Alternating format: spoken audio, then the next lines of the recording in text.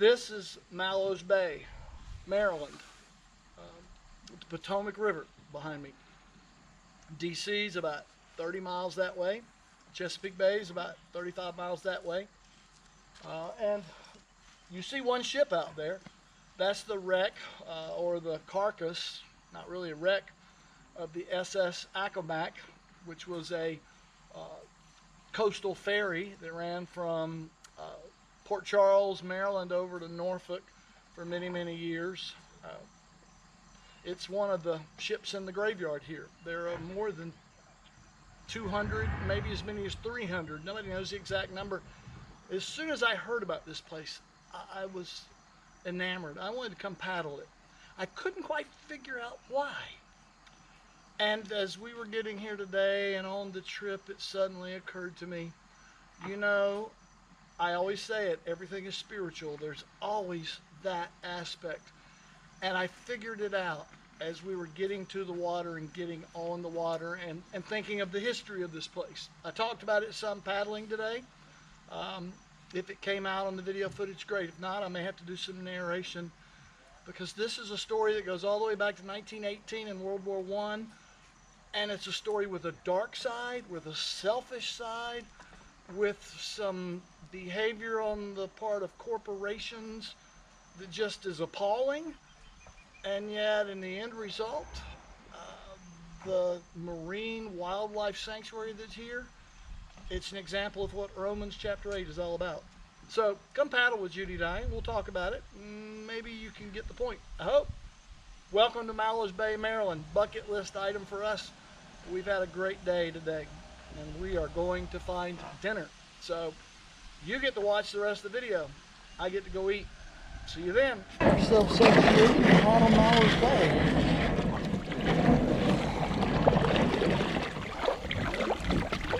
Here we are. Welcome to Mallows Bay on the Potomac River in Maryland. We are about 35 miles downstream from Washington, D.C. that way. The Chesapeake Bay is about 35 miles that way. We are in tidal waters, tidal Potomac. Across the river in Virginia and upstream a little bit is the Quantico Marine Training Base, FBI base. And this is the Mallows Bay Ship Cemetery. As we paddle around this little point, there are shipwrecks of about 200 plus, mostly wooden. The one in front is steel. It's the only steel and wooden ships. Most were from World War I that were brought here. Some were burnt, others were sunk, some just kind of deteriorated.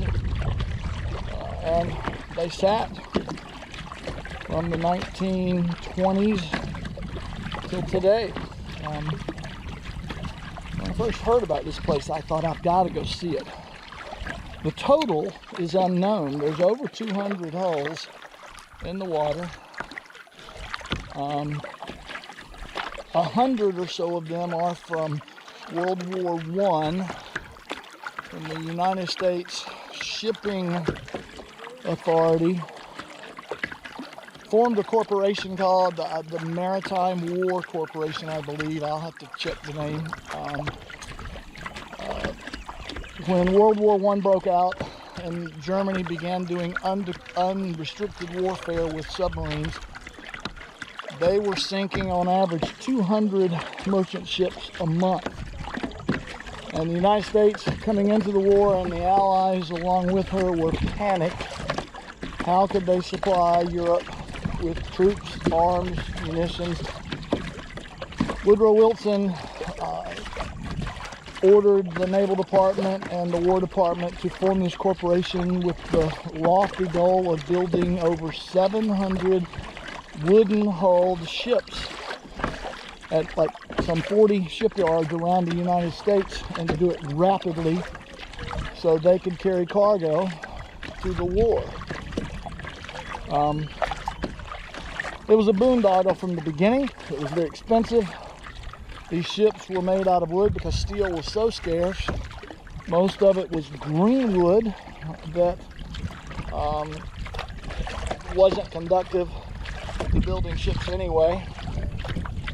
And the ships weren't very well built. They had all kinds of mechanical problems. By the end of World War I, only 90-some ships had been built of the 700 goal, and of those 90, none had actually carried war personnel to Europe. One had gone to Italy and back, one had gone to France, and one made a few trips to Hawaii, and that was it. And since they were built of wood, they were immediately obsolete, so they had to be disposed of. Right here, as I'm coming around this point, this is the wreck of one of the ships. I'm literally paddling over the grave of one of these World War I ships, steamships. They were coal-fired steamships. That added to their obsolescence.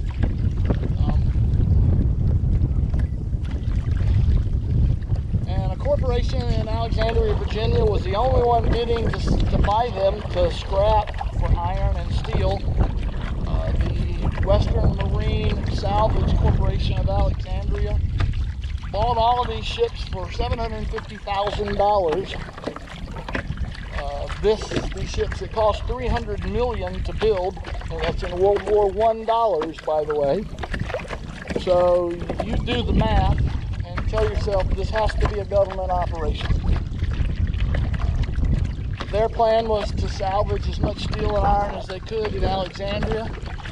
And what they ended up doing is towing the ships downstream here to Mallows Bay on the Potomac and essentially burning them to the waterline and abandoning them. In short, they dumped them, basically. The Western Marine Salvage Corporation went bankrupt in the Great Depression, and over 100 to 200 ships sat here for the time being. In the 1920s, they actually lashed 30 or more of them together right here in this bay and burnt them, and apparently it was a massive inferno. I'll show you a picture. There's a bald eagle flying right here. Judy, bald eagle. What? Bald eagle. Oh, I see it. That bald eagle is going to be important when I talk about this now, because this is a wildlife sanctuary now. Its history is dark and just infuriating in a lot of ways, frankly. Like the Accomack, the steelhold freighter out there that we may or may not be able to paddle out to. There's for 2 days there's been a small craft advisory. It's been lifted, but we are paddling into a really tough headwind, and there's a massive tidal current out farther in the river. I don't know how far out we'll get. Even though we've got our emergency radios and supplies with us, we don't want to be dumb, because we're essentially, even though we're 30 yards from the beach, we're still paddling offshore in tidal waters. So maybe we'll get out there. The story of that freighter I'll talk about in a little while. You get to the Depression and there's not much going on. These ships have been abandoned. The company went bankrupt and walked away. I found out that that company, interestingly enough, here's my conspiracy theory, they had been sued for all kinds of OSHA violations and other things throughout the 20s, and in numerous lawsuits they lost. The jury had found for the plaintiffs, but the Western National Maritime Corporation, being in Alexandria, Virginia, think about that, folks, they're right across the river from D.C. They appealed in every case, and time again, the federal D.C. appeals court overturned the verdicts. You think about that. I'm not much of a conspiracy theorist, but you know, when you see a pattern over and over and over, you need to start paying attention. So in this situation, they were connected. And what you see in front of me are the wrecks of some of these ship hulls. We're on a tour, and we're coming up on the SS Boone steamship. That is this wreck with the vegetation growing out of it. This ship was christened, named, and launched by Woodrow Wilson's wife in 1918, whatever her name was. I don't know her name, Mrs. Wilson's. All of these ships were essentially just dumped. So it's now called a graveyard, but at one point it was a illegal and illegitimate dumping ground.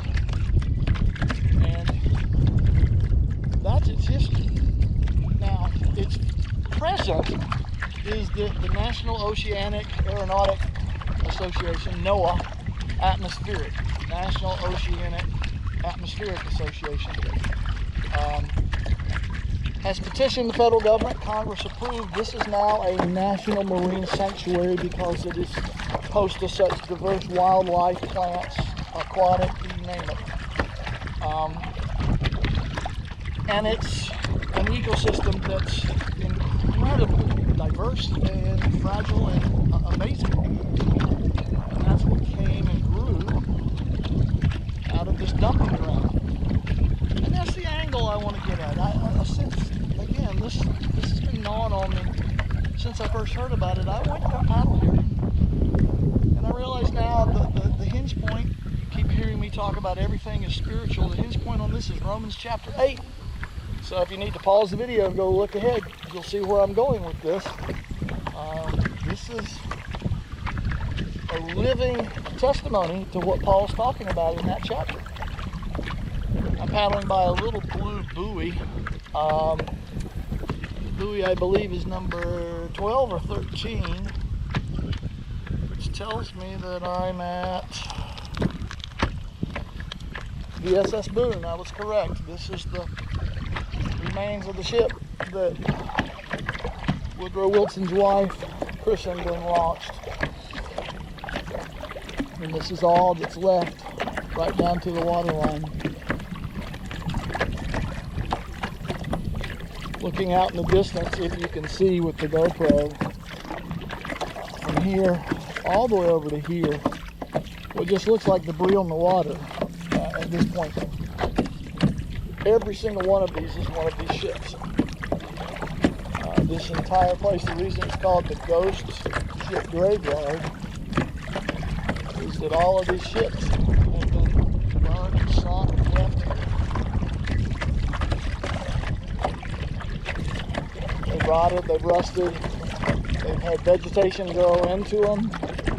Now they have, I saw, a bald eagle back on the shoreline. They have osprey nesting on them. There's incredible fish habitat here that if these ships weren't here, the Potomac would be devoid of fish life for the most part because it's nothing but a muddy river. So all of these ships had structure, and apparently it's a great destination for sports fishing. The people who live here and know this place very well, it's a treasure to them, and rightly so. But again, for me, one of the startling points of this is that this treasure comes out of something very, very dark, very selfish, very, I don't want to use the word evil. Perhaps that word fits. I don't know.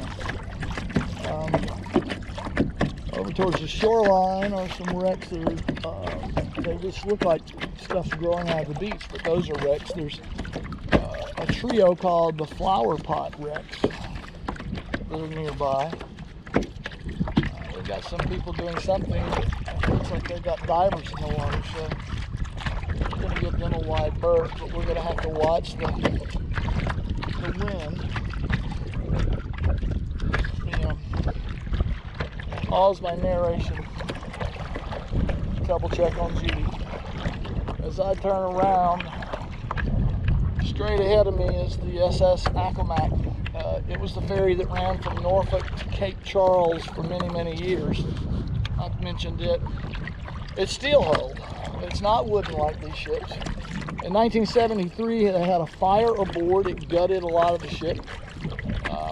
was repairable, but was going to be very expensive, and the company that operated the ferry decided that it was going to be too expensive to repair it, so they towed it here and abandoned it, just left it to rot. Thanks, you know, we're dumping our ship here. No, I don't know that we did this, right? Well, it's still there today. That has rusted, half of it is gone, but that's the history of this place. It's a dumping ground. And it's a dumping ground and incredible wildlife, nature, diversity has grown out of. So,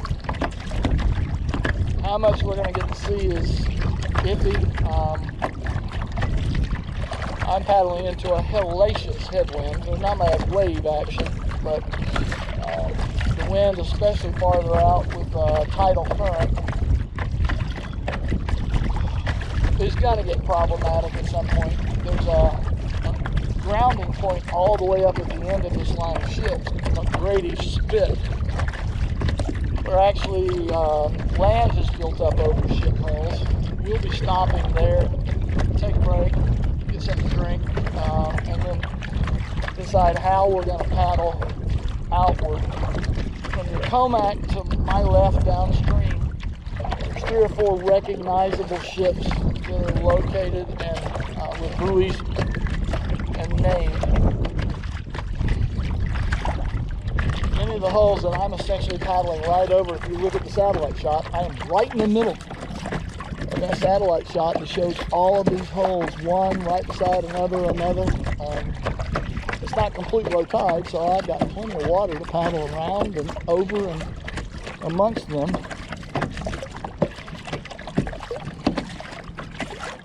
But most of these aren't named, or their names have been lost.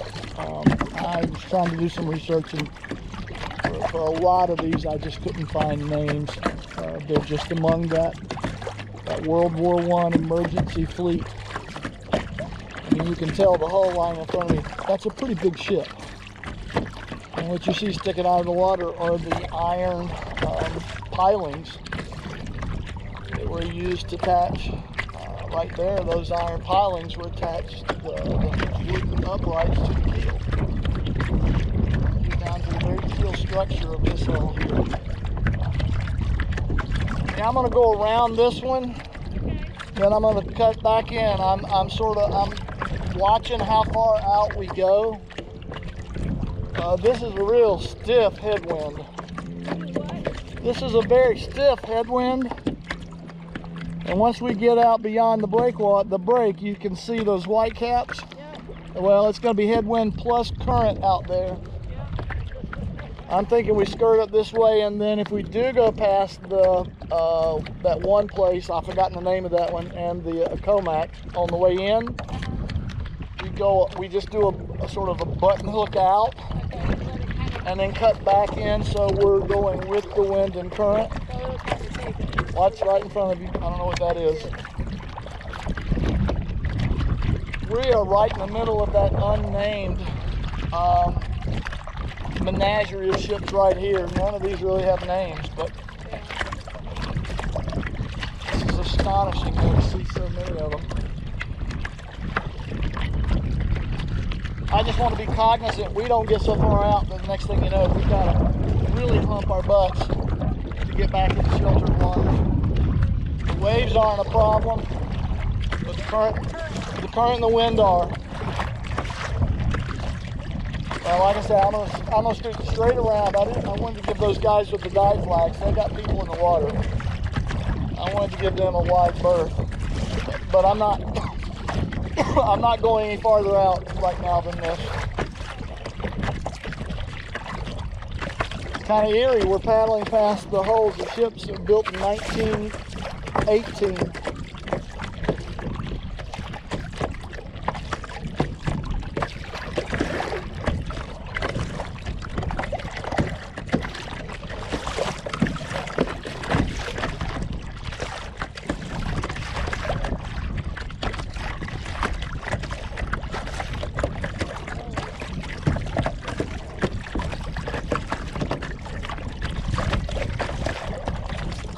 About sort of the sordid history of this place. Bad enough that the U.S. government lost so many millions of dollars on what ended up being a boondoggle. It makes me wonder if what Dwight D. Eisenhower warned us about the military-industrial complex in the 60s was already going on in the 1918s. I mean, there's been a war profiteering since the Revolutionary War here in America. And I wonder if building these was a part of that. James mentioned in his book, Chesapeake, it's a fictional book, but the character of Simon Steed, I believe, who lived on Devon Island, who was accused in the Revolutionary War of profiteering with his shipping business, that was based on facts and on, you know, sort of an amalgam of characters that did just that. They lent their ships, they took script, or they took promises, and they came back after the war and told the young American government, hey, you owe us millions of dollars, we let you use our ships. And they came out of the Revolutionary War rich. Were these ships some of the same thing? I'm going over one of the hull lines, but hey, be careful going over these hull lines. Yes. There's one right here, and I don't know how close to the surface it is. It's actually very close, so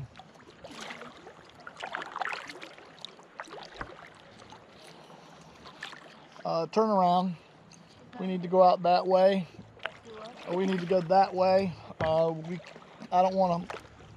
We are not supposed to damage or touch these hulls, so we need to always make sure we've got a clear egress.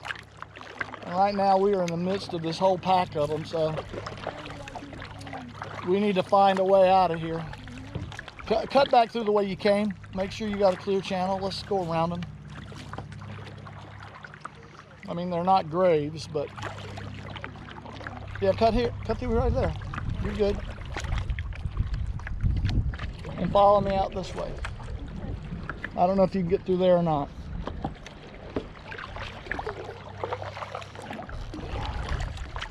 You know, was it war profiteering for these ships? Who knows?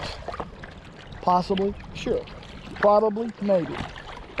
Was there some ethical, moral, financial hanky-panky going on with the Western Marine Salvage Corporation? Yeah, well, you know, we didn't have an EPA then, but if you and I dumped stuff, what would happen now? You know, if I took my used mattress and threw it out on the road in front of Mulberry and somebody saw me and found me, well, I'd get fined, right? And yet 100 ships were just towed here and burnt and said, okay, we're gone, bye. You know, that's just odd. But what was an eyesore for several generations, there's stuff here also underwater. As again, see the birds here. It's become sort of a ecological astonishment to nature lovers and scientists and others.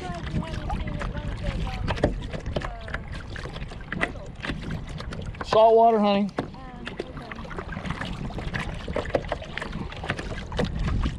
The only thing you'd see is sea turtles, and they're not in shallow water. There's still stuff stimming up, so just keep an eyeball peeled.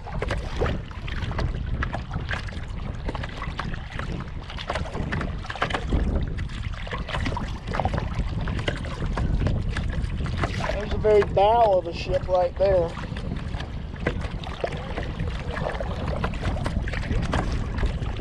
It looks like there's a bow there and a bow there. They're like facing one another.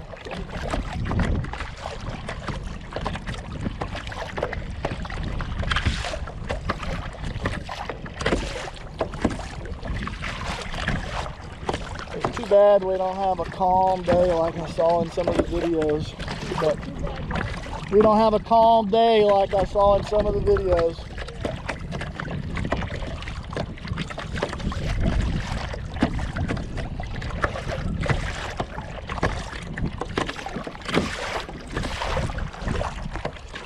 Could be worse, but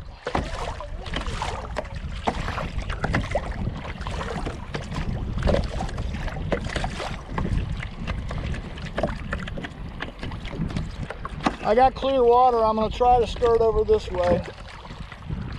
I think it's clear.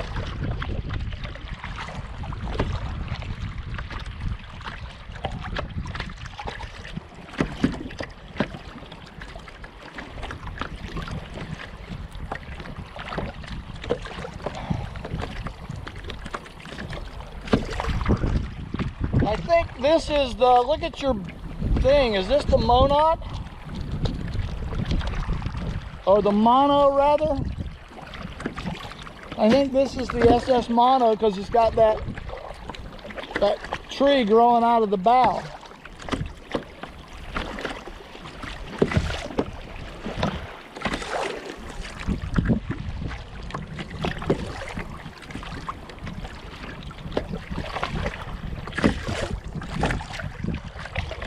We're both being ultra cautious and careful. We're hitting some like 1 foot waves up to 1 foot, a lot of chop, and the water's pretty cloudy, so I'm trying to make sure we don't paddle up onto debris that's underneath it. Oh wow, there's the freaking headwind right there. No wonder we just hit it. Alright, we're gonna have to skirt around this. This is one of the named ships right here. I've got to keep my paddle in the water. I'll have to look at it later. Because we've got to do a rather dicey ferry crossing here. We got some pretty hefty waves and current popping onto us from here. So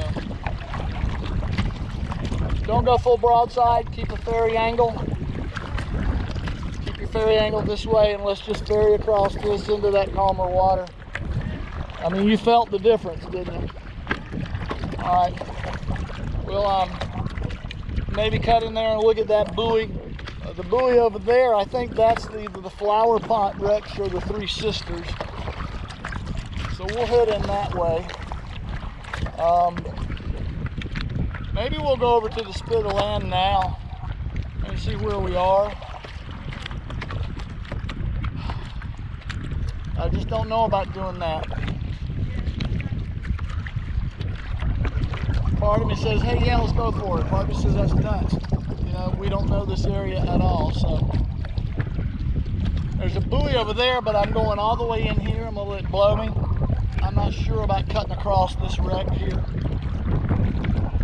It looks like a couple of holes, but it could be closer to the surface than we think.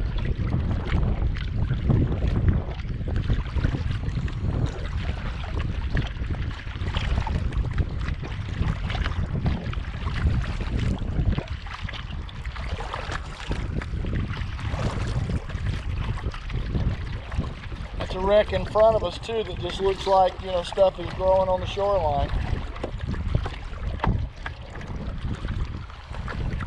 Wow. Boy, I'm tempted to take that nail right there, but I'm not.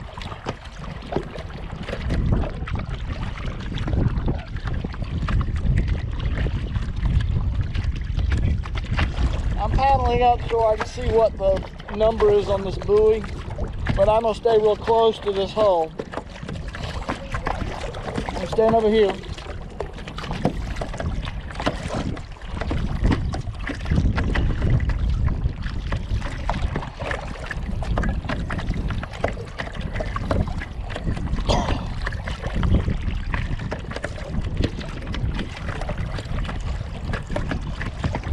That's the keel of the ship that's growing all that vegetation.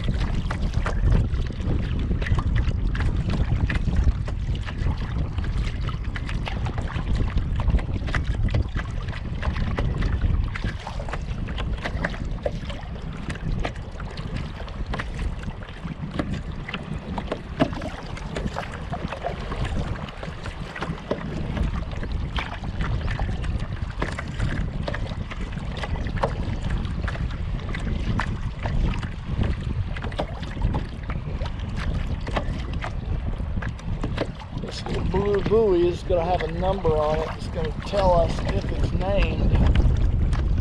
The name of this ship. This is number 6, I think.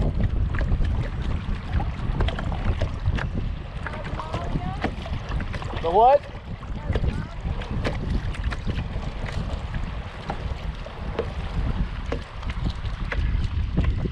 That's Mallows. So she has a name. You want to zip around that way and then go towards the shore? Just don't go out any farther than the hole here.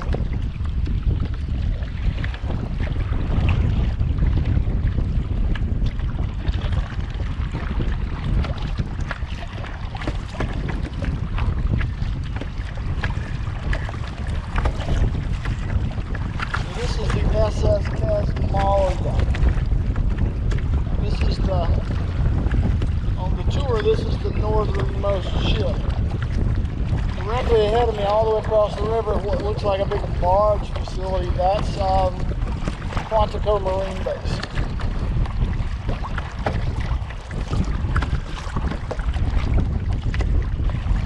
I don't know what town it is near there, but that's listed on the map. It's right across there. Wow.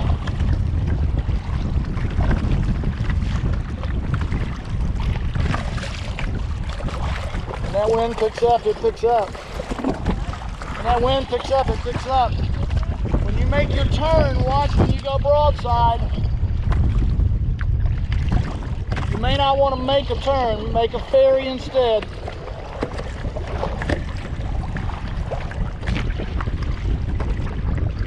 I'm going to keep this angle all the way in, okay?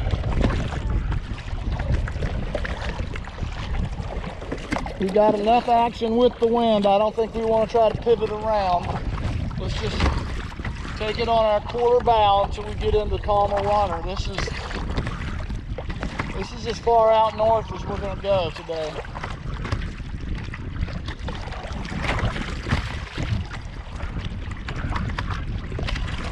Aren't you glad we're on the Virgos now?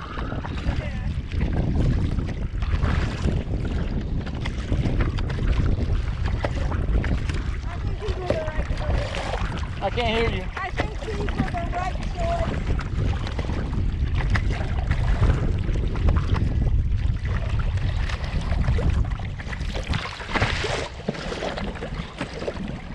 See that big barge building thing? Yeah.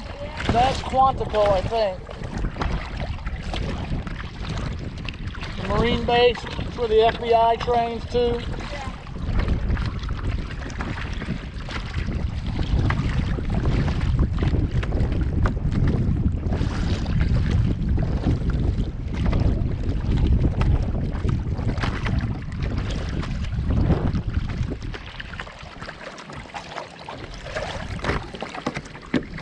We still got some wave action, but we're out of the wind here.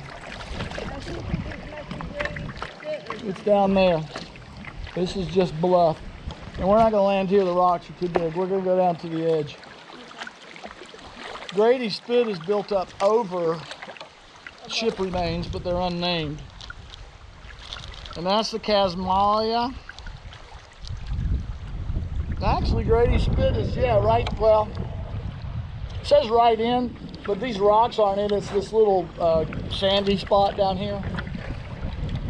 So we'll stop here and take a break, sort of, you know, eyeball what's here and what's not.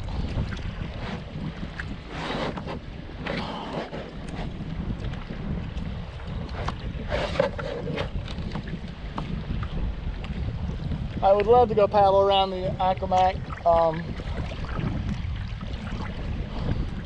But I just don't know. Well, I think if anything else, we can just do a flyby while the wind and current are just kind of blowing us by it. But we can sort of do that, although we won't see all the stuff in here. I just don't. I'm going to head to the tip of the point, I think. Okay, I'll follow you. That's why, that way we can at least get another eyeball on what those boats are doing. And if they're filming or doing some sort of, you know, research, I don't want to screw them up.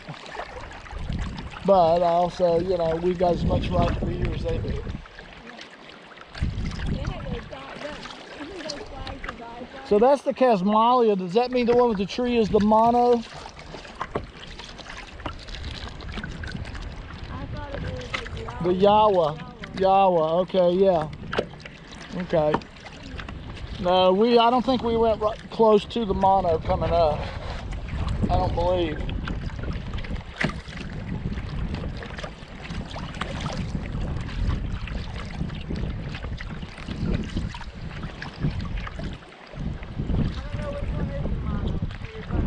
It's on down.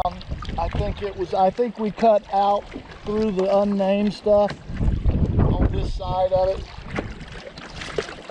Give yourself a little bit. Let's at least go around to where we're not on the windward side of this. It'll be easier to launch later on. We'll just find a clean spot to ground. See, there's still a lot of wreck stuff there. Oh, actually, there's a buoy right there. So I guess maybe this is Grady Spit. What's that buoy? Oh, that buoy may be Grady Spit. Okay. That's maybe where, because I think it's named. We'll have to come around and then we'll just scoot in right in between these stuff.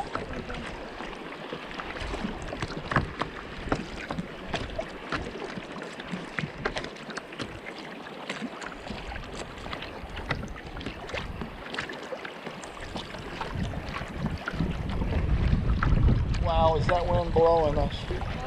That wind is blowing.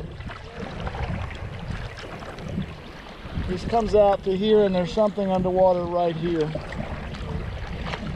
I think this is vegetation.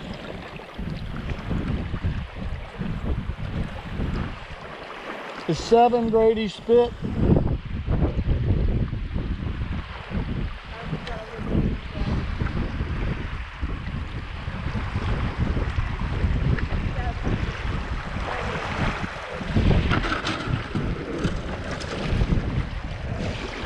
This is Grady Spit. This is built up from the stuff. This is the traditional break spot. Alright, now I have to get out.